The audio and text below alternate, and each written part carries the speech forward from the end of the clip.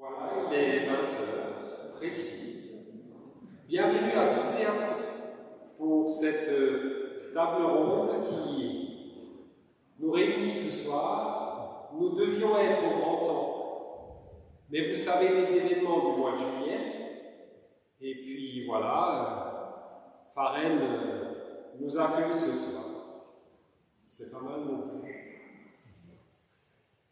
Je voudrais saluer particulièrement M. Daniel Berger, qui est présent parmi nous, M. Laurent Sutel, M. Romuald Babet, qui représente l'évêque, M. Anthony von Almen, qui représente la commune du Loc, partager avec vous un certain nombre de personnes qui se sont excusées, à moins qu'elles aient pu se libérer au dernier moment. À ce moment-là, elles se signalent et puis on les rajoute parmi les présents et les présentes.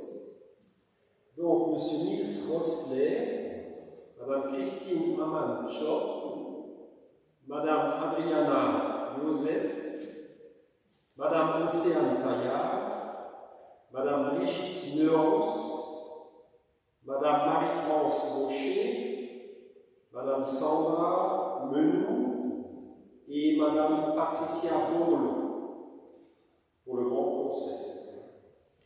Et pour les communes de Lignières, de la Tenne, de Boudry, de Neuchâtel, de la Chaux-de-Fonds, du Val-de-Rue et de la Réville ont demandé à être excusés ce soir. Alors cette table ronde que nous avons préparée depuis l'été et pour laquelle nous nous réjouissons particulièrement, cette table ronde, elle sera modérée, conduite par Madame la pasteure Isabelle Ott-Wechsler. Bienvenue à Isabelle.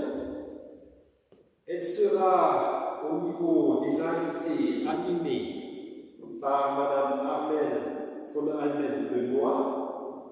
Bienvenue à vous. Par M. Baptiste Urny, à vous aussi. Cordial bienvenue. Par M. Pierre Buller, qui est l'auteur du manifeste, qui est aussi à l'arrière-plan et qui va être discuté débattu ce soir, de ce manifeste aussi en rapport avec l'initiative pour que les multinationales soient invitées à être plus responsables. Et puis, M. Yves Bourquin, qui est le président du conseil synodal de l'ERL. J'ai oublié de dire Mme Benoît pour le PLR et M. Benoît pour le PS, bien sûr. Voilà, donc bienvenue à vous 4, à vous 5, et puis juste 2 petites indications. Les toilettes se trouvent au centre paroissial, la porte est ouverte, il suffit de sortir par là, vous allez à votre gauche, et puis c'est en face, si jamais. Et puis, tout à la fin, nous sommes invités à une collation qui se tiendra aussi au centre paroissial. Tout bien comme ça? Parole à Raoul, président de la SPL.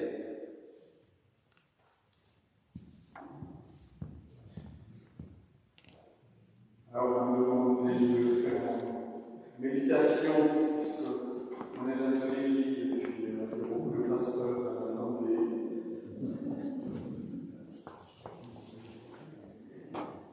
Religion et politique est un couple qui se fréquente depuis fort longtemps. Parfois, le couple se tend bien, les mains jointes dans la main. Parfois, ils se chamaillent. Dans l'Ancien Testament, les rois de Juda et d'Israël avaient à leur service des prophètes qui bénissaient les décisions du roi et lui donnaient légitimité. Mais il y avait aussi des prophètes qui n'entraient pas dans ce jeu, qui étaient saisis par une parole qui les dépassait, contre laquelle parfois ils luttaient, mais qu'ils n'arrivaient pas à retenir. Une parole qui mettait le roi devant ses responsabilités. Il est important de faire remarquer que dans l'Ancien Testament, le prophète n'est pas tellement celui qui annonce l'avenir, même si cet aspect faisait partie de son action. Le prophète est avant tout celui qui parle de la part de Dieu. En tout cas, le prophète est convaincu d'annoncer une parole qui n'est pas la sienne, qui le dépasse et à laquelle il ne peut pas résister. C'est seulement plus tard que sa légitimité est reconnue. Il y a toujours aussi des prophétesses, je garde le masculin par homologué. Parfois, les prophètes parlent pour vous consoler et apporter l'espérance. Et parfois, ils parlent pour mettre en garde lorsque le roi ou le peuple crache sur un chemin dangereux. Dans la Bible, les prophètes se lèvent lorsque le peuple d'Israël abandonne son Dieu. L'abandon de Dieu a plusieurs facettes. Tantôt, on suit d'autres dieux, tantôt, on abandonne des coutumes, tantôt, on se laisse d'illusions. L'abandon de Dieu chez certains prophètes est aussi révélé par l'injustice sociale. Le prophète Amos, par exemple, dénonce l'exploitation des pauvres et indigents par les riches qui n'ont besoin de rien, sinon d'augmenter leur fortune. Martin Luther King, peut-être un prophète des temps modernes, s'inscrit dans cette lignée lorsqu'il cite Amos 5,24 dans son fameux discours de 1963 devant le mémorial de Lincoln, que l'équité coule comme de l'eau et la justice comme un torrent intarissable. C'est dans cette lignée, à mon avis, que s'inscrit la vocation prophétique de l'Église dont parle Pierre Buller dans son manifeste. Ce qu'il faut dire aussi, c'est que les prophètes qui ont dénoncé l'abandon de Dieu et l'injustice sociale ne l'ont jamais fait de leur gré. Ils n'ont pas choisi de se mettre contre le roi et contre le peuple. Ils auraient préféré rester dans leur occupation quotidienne. Ils n'avaient aucun intérêt à se faire haïr et persécuter. Ils auraient peut-être préféré faire partie des soi-disant prophètes qui entouraient le roi et gagner bien leur vie plutôt que d'aller contre courant. Mais ils n'ont pas pu. Pour eux, ce n'était pas la question de savoir est-ce que je peux parler, mais plutôt est-ce que je peux me taire. Le prophète Jérémie, par exemple, souffre de cette situation, mais il sait qu'il ne peut autrement. La parole qu'il a reçue le dépasse, car ce n'est pas sa parole, mais la parole du Créateur.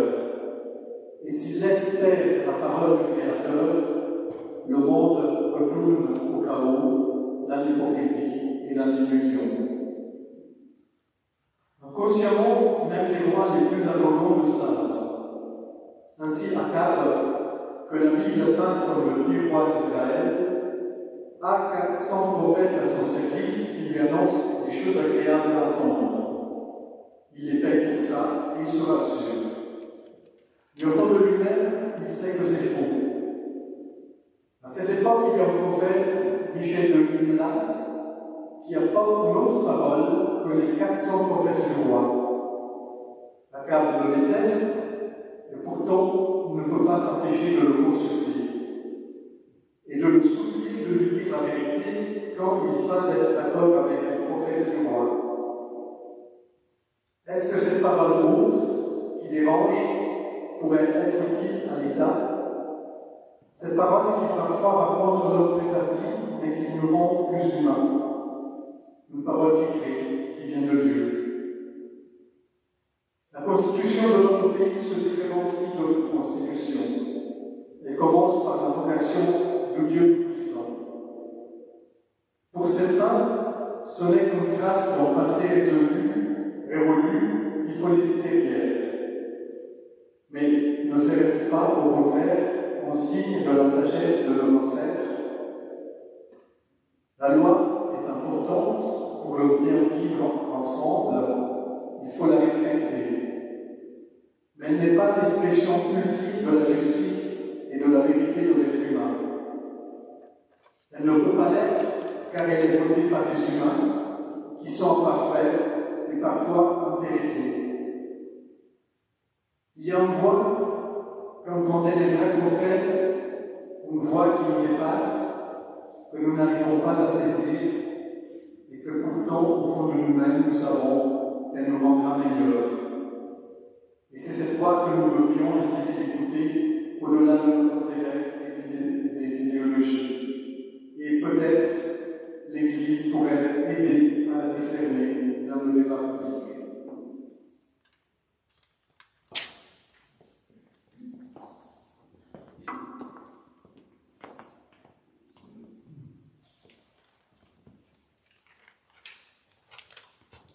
J'espère que vous êtes bien installés. Est-ce que vous m'entendez? Oui, merci.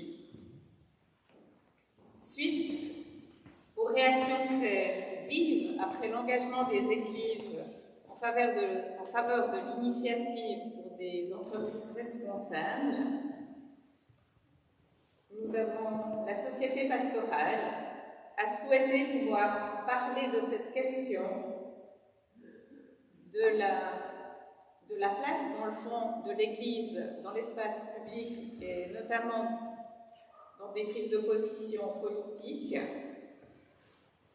en parler d'une manière la plus ouverte possible, entre responsables politiques, justement, paroissiens, pasteurs, ministres, permanents laïcs engagés dans notre Église réformée.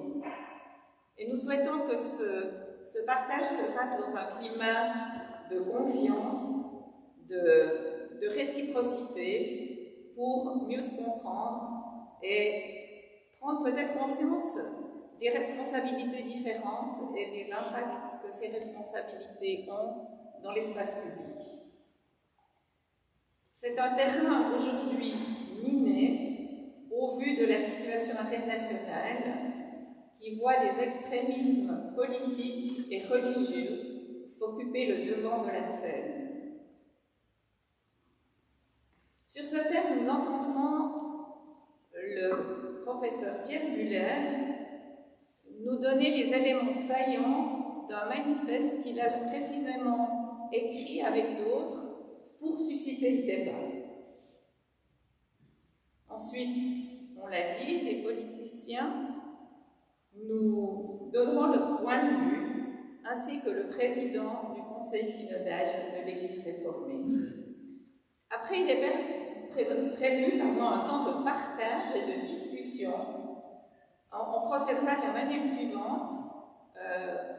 On restera à peu près en classe et on discutera avec ses voisins les plus proches, à 3-4, avec l'occasion de se dire un peu l'intérêt qui nous a poussé à venir ce soir, nombreux, on en est heureux, et vous aurez l'occasion de rassembler des remarques et des questions qui seront inscrites sur des post-it qu'on vous distribuera avec stylo et crayon si vous en avez besoin, et que nous, ensuite, nous poserons et nous soumettrons à nos différents intervenants. Ça permettra, disons, à tout le monde de s'exprimer, nous l'espérons, et pas seulement à ceux qui prennent très facilement la parole au public. J'aimerais aussi vous informer que les interventions, et seulement les interventions de nos invités, seront filmées, et on espère que le son et le film sera de qualité suffisante pour pouvoir le mettre sur le site de la Société pastorale, dont nous vous donnerons les références tout à l'heure.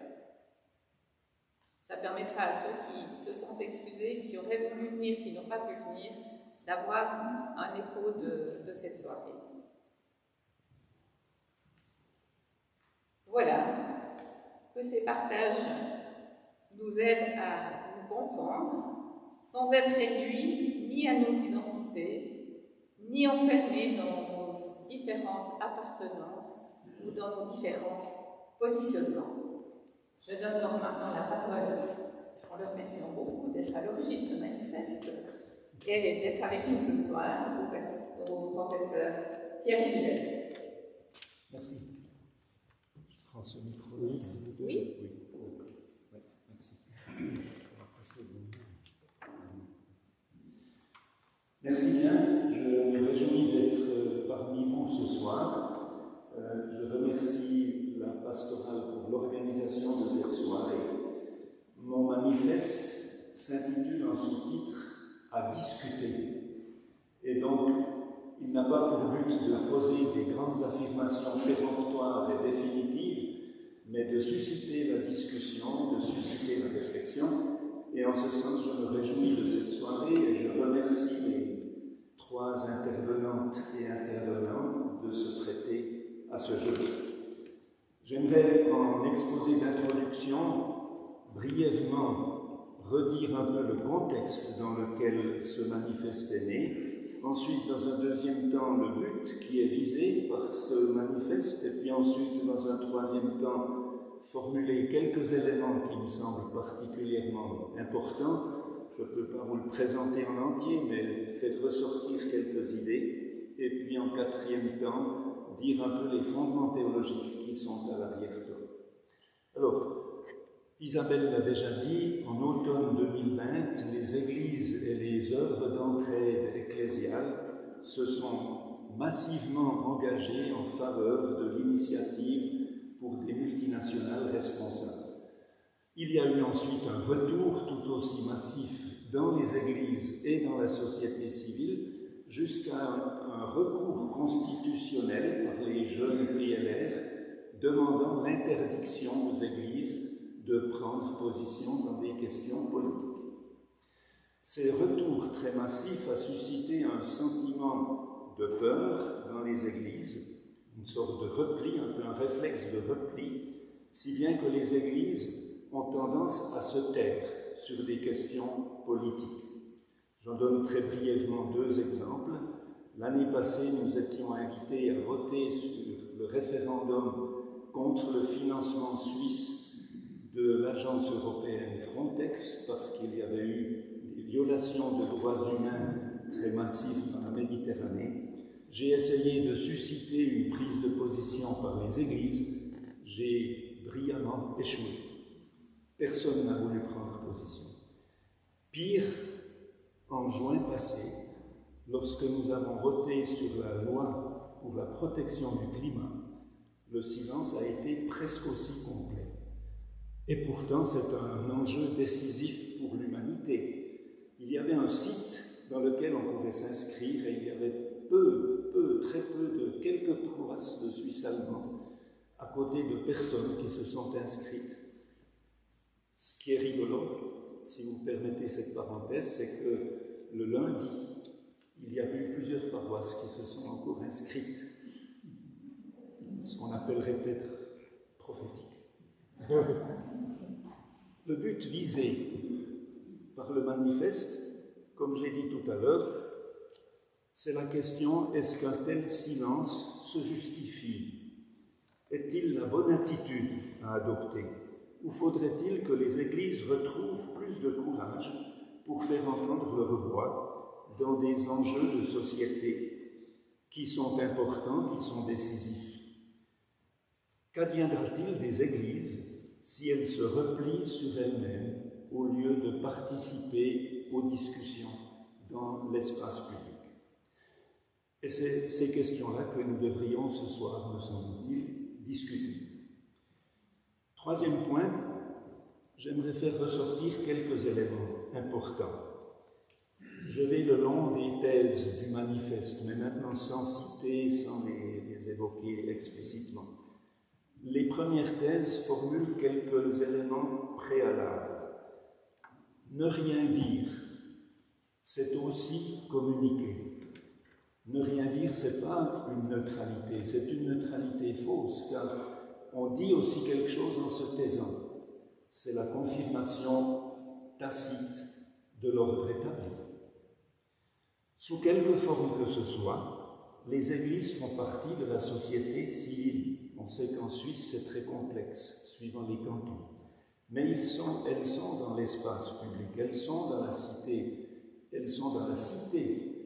Et en grec, la cité, c'est polis. Et donc les églises sont, qu'elles le veuillent ou non, politique, c'est-à-dire dans la vie de la cité, dans l'espace public. Mais cela ne veut pas dire que les églises devraient tout à coup occuper cet espace public et le reconquérir.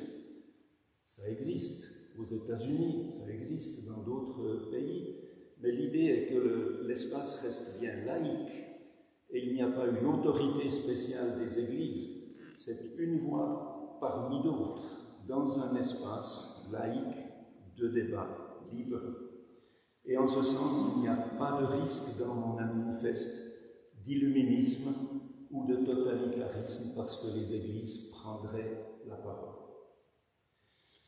Dans un deuxième temps, je définis la tâche principale et fondamentale des églises. Ce sont les thèses 3 à 5. Cette tâche fondamentale, c'est une fonction d'accompagnement des chrétiennes et chrétiens, car ce sont les chrétiens et chrétiennes d'abord qui sont responsables civiquement et politiquement. Et donc les églises vont accompagner la réflexion des membres et ce qui pour leur permettre d'assumer leurs responsabilités dans la société. Il y a donc comme tâche fondamentale d'abord la fonction pédagogique des églises, y compris l'apprentissage d'une saine culture de la discussion, du débat, du conflit. Nous avons très souvent peu de culture du conflit dans les églises. Cela signifie, c'est ma thèse 5, que les églises ne sont pas des partis politiques. C'est autre chose. Et cela signifie aussi que le but n'est pas simplement des consignes de vote ou des mots d'ordre. On peut y revenir tout à l'heure. Ça, c'est la fonction officielle, traditionnelle, publique. Mais, alors, la deuxième partie de mon manifeste souligne qu'il y a parfois des situations qui dépassent le plan de la simple politique des partis. Ce sont des décisions qui touchent aux valeurs et normes fondamentales par rapport à la conception même de notre coexistence, de notre vivre ensemble. Et en ce sens, à ce moment-là, les églises sont substantiellement concernées et donc doivent faire entendre leur voix. Cela vaut tout particulièrement quand la coexistence sociopolitique, en tant que telle, est menacée. Quand on décide d'une prise de position, il y aura alors une exigence très claire qui est de dire qui parle.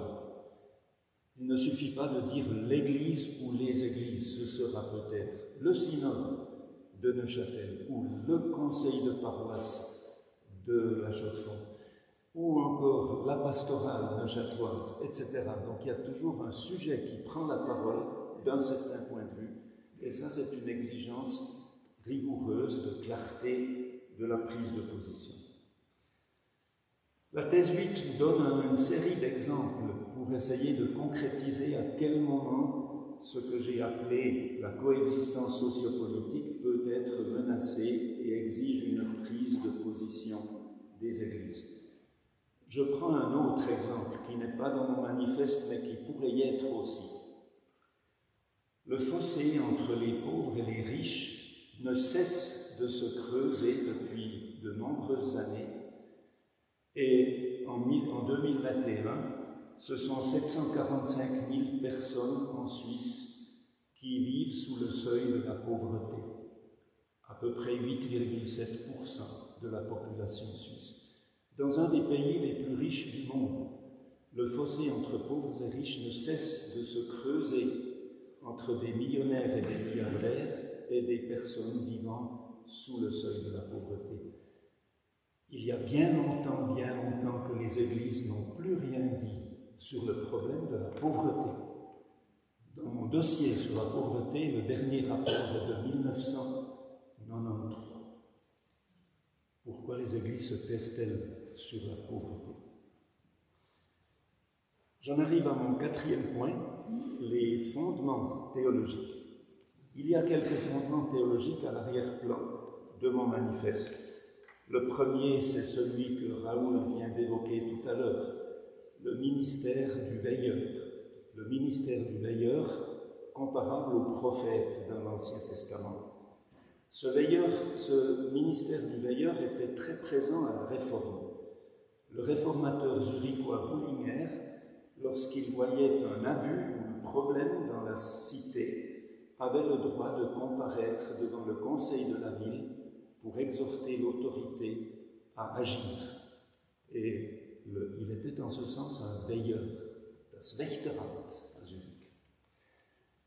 Une fonction qu'on retrouve d'ailleurs dans le document, dans l'ordonnance ecclésiastique zurichoise. Mais le pape François, pour ne pas faire de jaloux, et pour évoquer les fondements théologiques catholiques, le pape François dit aussi dans une exhortation apostolique, je cite, « Tous les chrétiens, y compris les pasteurs, ont vocation de se soucier de la construction d'un monde meilleur, et il serait faux de séparer l'engagement politique de la proclamation de l'Évangile. » Depuis 1983, les églises mondiales, depuis l'Assemblée œcuménique de Vancouver, le Conseil œcuménique des Églises s'est donné un cadre de référence pour la réflexion politique des Églises. Donc 83, ça fait depuis 40 ans. Depuis 40 ans, c'est le programme Justice, Paix et Sauvegarde de la création. Pour la votation du juin dernier, on aurait pu penser à la sauvegarde de la création qui existe comme programme des Églises depuis 1983. Dans un texte sur la question juive, Dietrich Bonhoeffer, mort à la fin de la Seconde Guerre mondiale et qui était un théologien qui s'était opposé au régime nazi, dans un texte sur la question juive, Dietrich Bonhoeffer dit les tâches d'un chrétien par rapport à l'État. On peut tout d'abord appeler l'État à la responsabilité. On peut aussi ensuite se mettre au service des victimes de l'État. Dans des cas extrêmes, il faudra aussi songer, je cite, à mettre des bâtons dans les roues de l'État. Je pense que nous sommes aujourd'hui dans des situations qui peut-être exigent une réflexion sur cette tâche-là. Les théoriciens du droit politique parlent de la désobéissance civile pour rappeler à l'État ses obligations ou négligées. On ne pense pas être au-dessus de la légalité, mais en dépassant la légalité vers une légitimité éthique, on aimerait rappeler à l'État ses obligations oubliées ou négligées. Cela fait partie du ministère du veilleur. J'aimerais citer comme dernière dimension, dernier fondement théologique, et de nouveau pour ne pas faire de jaloux, je cite un théologien catholique, Johann Baptist Metz, qui parlait de la mémoire dangereuse de Jésus et de son mouvement, c'est-à-dire le rappel constant des petits, des bafoués, des pauvres, des exclus. Ma dernière thèse, c'est aussi ma conclusion de ma présentation. Elle est consacrée à l'humour, comme une sagesse qui sait et qui s'attache à bien distinguer ce qui est le règne de Dieu et ce que les êtres humains accomplissent ici-bas. Ce qu'ils font ici-bas n'est de loin pas la réalisation du règne de Dieu. Les chrétiens prient que ton règne vienne, et ils travaillent pour la justice, la paix et la sauvegarde de la création, comme les bénédictins, ora et clamora. Merci de votre attention, et une fois encore, je me réjouis de la discussion. Merci. C'est Armel von Almen, maintenant, qui est là, qui va donner son point de vue sur cette question. Merci. Bonsoir à tous. Merci pour l'invitation. important que les églises préparent au débat, au même titre que d'autres organisations ou associations. On va voir qu'il y a beaucoup de personnes qui sont dans une quête spirituelle. Elles peuvent être enrichies par les réflexions apportées par les églises. C'est donc important que les églises restent dans le débat public pour apporter un point de vue chrétien, théologique ou spirituel. C'est clair que d'office, elles sont politiques, elles sont dans l'espace public. Vous m'entendez en fait? Il faut rapprocher, le rapprochement. Elles sont dans l'espace public, donc elles sont, comme il a dit, des facteurs politiques, donc c'est une voix à entendre. Actuellement, les églises, elles font pas entendre leur voix, ça c'est un fait. Elles font peu entendre leur voix dans la sphère politique, dans la sphère publique, et tout d'un coup, en fait, il y a eu un changement de paradigme avec les églises qui ont soutenu une initiative populaire pour des entreprises responsables. C'est vrai que je pense que les réactions qu'il y a eu au sein des paroisses, au sein de la population ici, justement, au sein des citoyens, c'est le fait qu'on n'entendait pas les églises, et tout d'un coup, sur ce thème, il y a eu une forte mobilisation des églises. Et ça, je pense que c'est quelque chose qui a dérangé parce qu'on ne s'y attendait pas, mais aussi parce qu'on n'a pas entendu les églises sur d'autres thèmes qui les concernent directement, typiquement en lien avec l'identité chrétienne de notre culture. Par exemple, à Neuchâtel, les églises en ville de Neuchâtel ne se sont pas levées contre l'interdiction de la crèche de Noël. Pour donner un exemple, alors que c'est quelque chose qui aurait pu susciter une prise de position des églises. Mais plus que des recommandations hautes, le rôle des églises serait d'apporter un éclairage théologique sur des questions politiques. Il y a différentes manières de faire de la politique. On peut ouvrir le débat comme ce soir. Comme l'a aussi dit le professeur, quelque chose de très important, c'est de pouvoir accompagner la réflexion. Ça, c'est quelque chose que je rejoins. Moi, un autre aspect qui a été dit dans le manifeste, mais que je pense que c'est une responsabilité des églises quand on parle de politique, c'est d'inciter la population à prier pour les autorités, comme l'exhorte Paul dans la première épître à Timothée. C'est vrai que c'est une attente qu'on peut avoir des églises. C'est aussi un soutien politique qui est clairement espéré, voulu et souhaité, pour ma part. Je crois que le sujet n'est pas de refaire le débat sur la votation pour des multinationales responsables. Il y a eu un grand débat, la population s'est exprimée, mais il est vrai que si les églises décident de participer davantage dans la sphère politique, ce que je saluerais, il est important de ne pas s'exprimer uniquement sur des thèmes populaires. Et ça, c'est là aussi dit par le professeur. Le but, c'est de ne pas être à la mode, mais de pouvoir traiter toute la théologie chrétienne.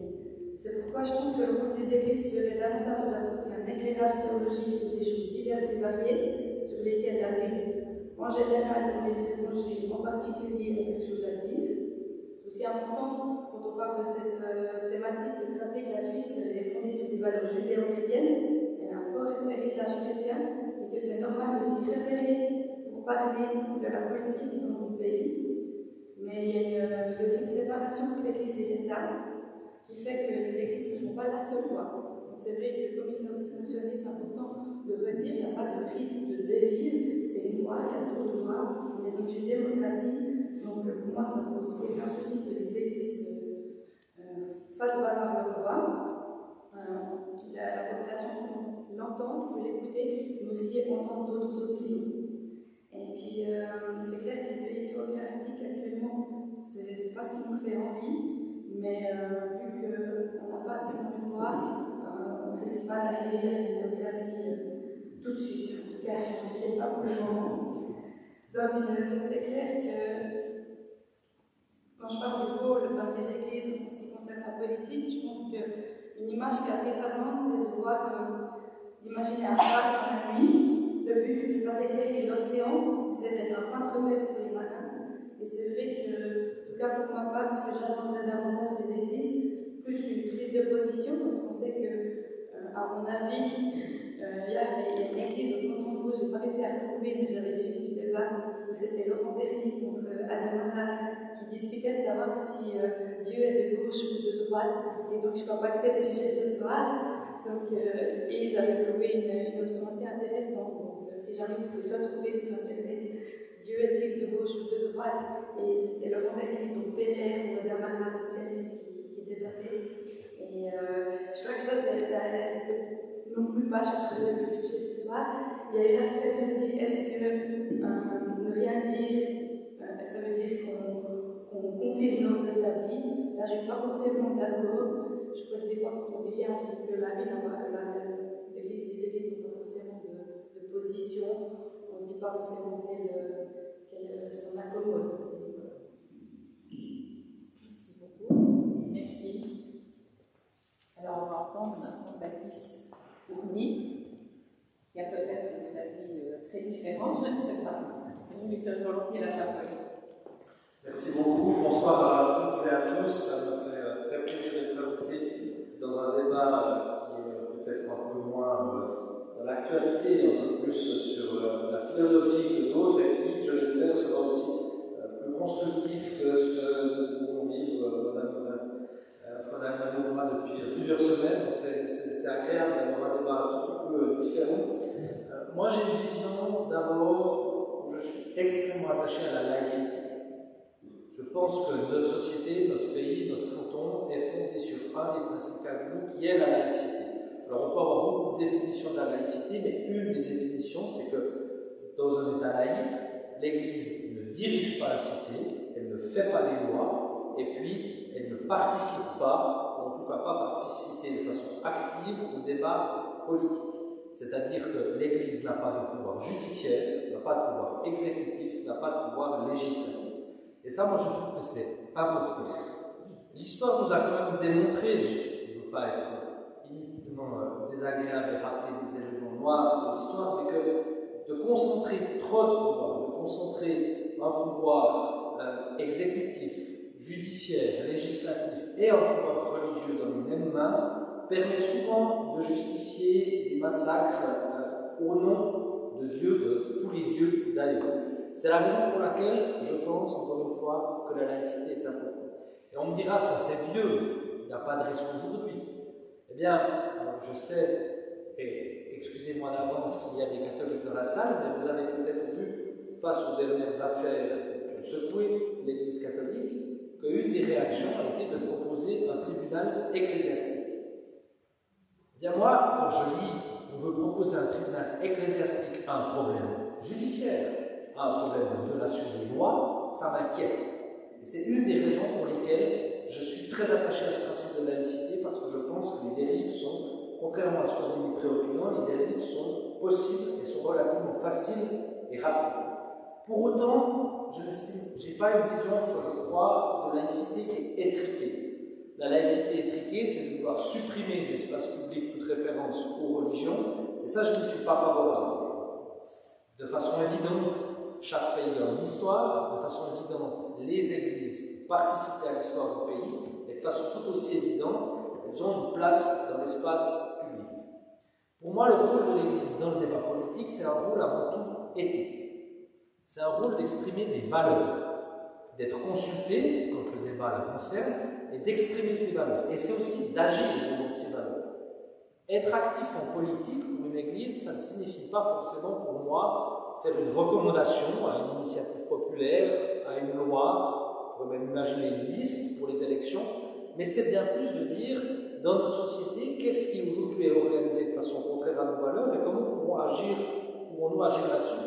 Considérons-nous que nos valeurs chrétiennes sont bafouées de la manière dont on accueille les requérants d'asile? Si tel est le cas, eh bien on peut s'engager, on peut créer des associations, et c'est d'ailleurs ce que les églises font aujourd'hui par le biais d'associations qui sont indépendantes de l'Église, mais comme le Centre social protestant, Caritas, etc., qui ont toutes à la base des fondations et des soutiens de l'Église. Ensuite, il y a une chose que M. Buller a dit, à laquelle je suis très attaché, et je pense que c'est vraiment la ligne rouge, c'est de dire, si l'Église s'exprime, alors ça doit être une voix, parmi d'autres voix. Et ça veut aussi dire que les Églises doivent accepter que c'est une voix parmi d'autres. Le paradoxe un peu dans ce débat, c'est que toutes les idées politiques exprimées par M. Buller, je les partage.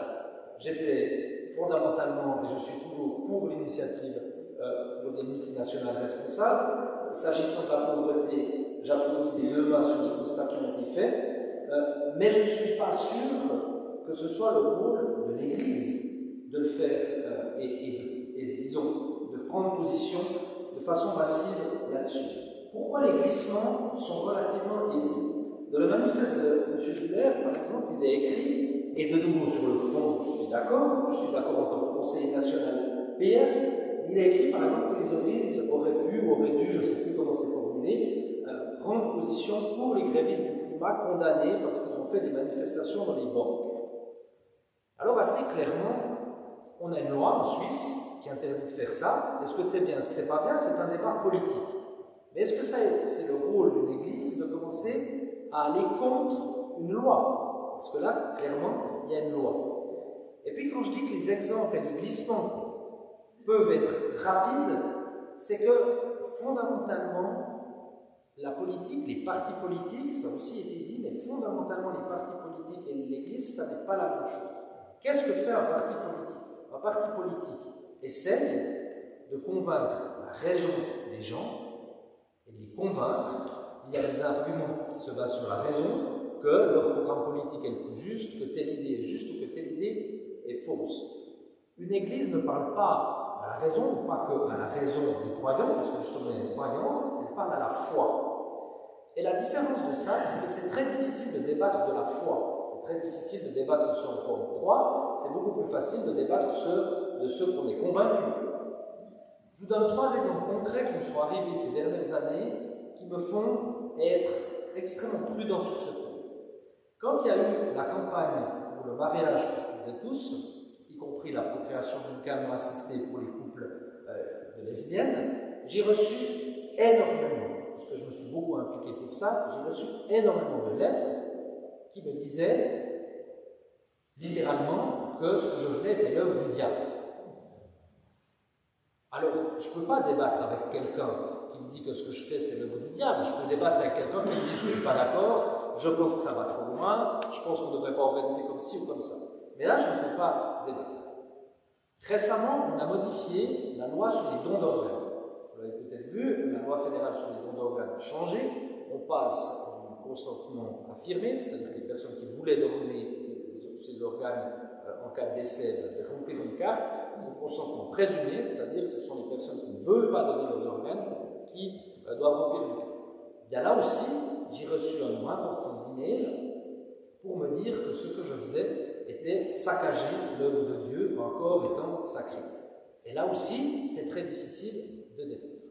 De façon plus proche, de façon aussi plus affirmée, parce que c'est souvent évidemment des courriers anonymes qui sont envoyés de ce type-là, dans cette campagne pour les élections fédérales qui verra sa fin dimanche. J'ai assisté à un débat entre une candidate du Parti Socialiste et une candidate de l'UDC sur l'énergie. Alors on se dit, bon, l'énergie, il ne devrait pas tellement y avoir de référence à nous. Et au milieu de ce débat, la candidate du Parti UDC a dit à la candidate du Parti Socialiste, Madame, si Dieu avait voulu des éoliennes, il les aurait créées, et donc c'est pour ça qu'on est contre les éoliennes. Je cite. Et M. Berger, vous m'avez demandé sur police ce que je fais de que citer la vérité. Alors, évidemment, ma colistière, elle était très empruntée. Comment vous voulez répondre à ça? Comment vous voulez défendre les éoliennes si on vous dit Dieu ne veut pas d'éoliennes? Elle a, à mon avis, trouvé un assez bon échappatoire en disant je ne pense pas non plus que Dieu a créé des centrales nucléaires. Mais enfin, cela étant dit, on voit bien le problème que la foi, ce n'est pas la même chose qu'un débat politique, on ne parle pas aux mêmes valeurs. C'est pour ça que la ligne, évidemment, j'ai dit que l'Église doit avoir un peu d'éthique, la ligne, pour moi, elle n'est pas claire, il n'y a pas de ligne rouge extrêmement définie, il faut, projet après projet, débat après débat, débattre de cette ligne, mais j'invite les Églises à être très attentives au fait que le risque de glissement, le risque de totalitarisme, en tout cas dans les idées, est quand même présent et qu'il faut être prudent sur ces questions-là parce qu'aujourd'hui, on a une laïcité en Suisse qui, je crois pas problématique, qui est évidemment un rôle beaucoup plus actif des Églises, pourrait remettre sur le débat la laïcité, et je pense que ce ne serait pas faire du bien à notre pays. Merci beaucoup. Je donne maintenant la parole au président du Conseil synodal de l'Église réformée. Eh bien, merci beaucoup. Merci SPNL. Voilà, vous voyez, tous mes préopinions ici à côté pourraient très bien être paroissiens, et c'est la leçon de l'Église réformée évangélique de Chatoise, et ils ont chacune exprimé leur opinion. Et voilà que malheureusement on a confié un ministère d'unité à la présidence de l'Église, ce qui fait que, en fait, si je voulais exprimer l'opinion de l'Église réformée, je devrais réussir à faire une synthèse merveilleuse et subtile de ce qui vient d'être dit par ces trois personnes et trouver totalement leurs arguments valables, ce qui est le cas d'ailleurs. Alors je vais dans un premier temps évidemment m'exercer à faire une sorte de langue de loi pour dire à quel point chacun d'eux a raison. Tout d'abord, il est évident qu'en tant que président d'Église, je considère que l'Église doit s'exprimer. Parce que si elle ne s'exprime pas, figurez-vous qu'elle n'existe pas. Donc elle a à s'exprimer, parce qu'en effet, se taire, c'est peut-être aussi communiquer, mais c'est certainement communiquer qu'on n'est pas là. Sur quoi doit-elle communiquer? Eh bien, elle doit communiquer sur tout ce qui touche à l'humain, sur ce qui touche à la justice, à l'économie, au climat, au droit de l'homme, aux mœurs, aux religions également, pourquoi pas. Et elle doit le faire à la cité. Ça semble être évident. Par contre, elle ne ferait pas de recommandations politiques et surtout pas de recommandations de vote pour certains ou d'autres de candidats. Par contre, bien évidemment, elle s'exprimera sur la justice. Vous avez remarqué sans doute qu'il y a eu un tollé après les multinationales responsables. Pourquoi y a-t-il un tollé? Eh bien, c'est parce que de facto, l'Église a du poids quand elle s'exprime. Et ça, que vous le vouliez ou non, qu'elle soit faible ou forte, lorsque l'Église s'exprime, ça fait peur. Et ce qui est étonnant, c'est que ça fait également peur à l'Église. La peur est donc des deux côtés. Et oui, l'Église est dépositaire de valeurs, qui sont les valeurs de l'Évangile. Ces valeurs lui servent de clé de lecture pour la proposer au monde. Ça sera sa proposition théologique de lecture du monde, une théologie dans laquelle l'Église postule, et je crois que c'est le plus beau mot, postule Dieu au centre. Peu importe qu'on y croit ou qu'on n'y croit pas, il est là postulé. On peut se positionner et dire quelque chose avec lui comme sujet.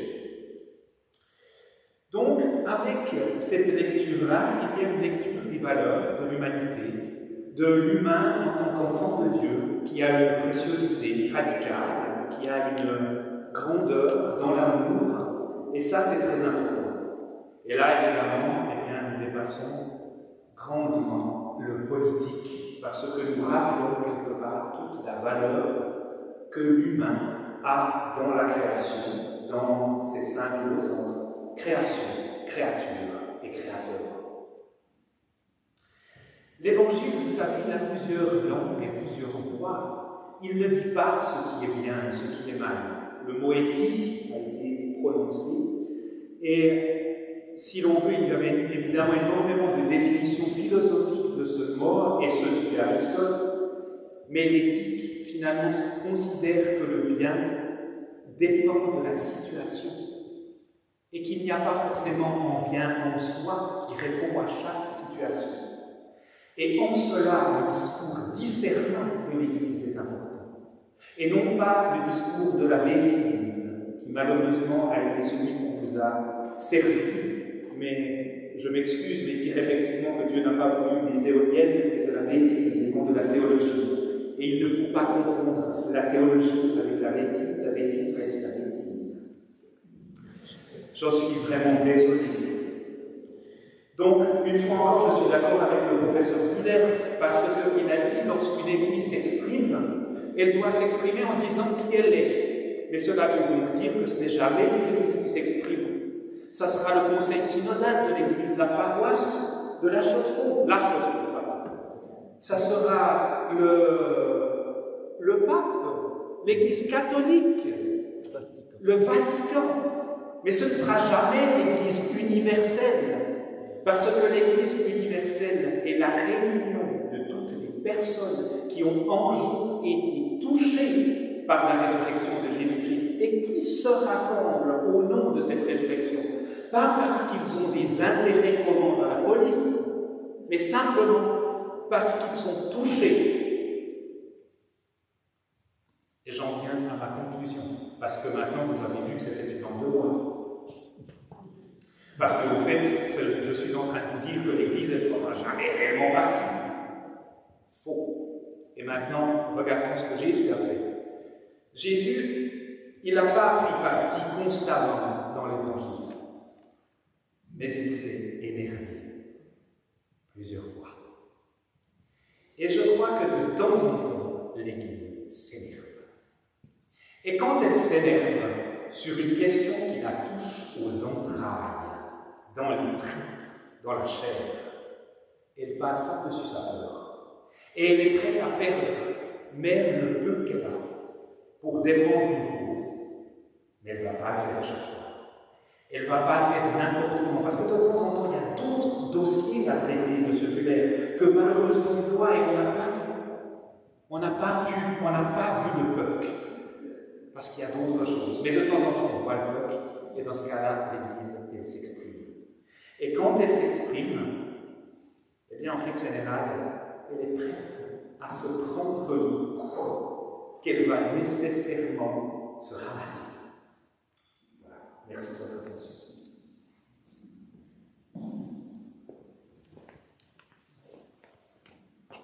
Voilà.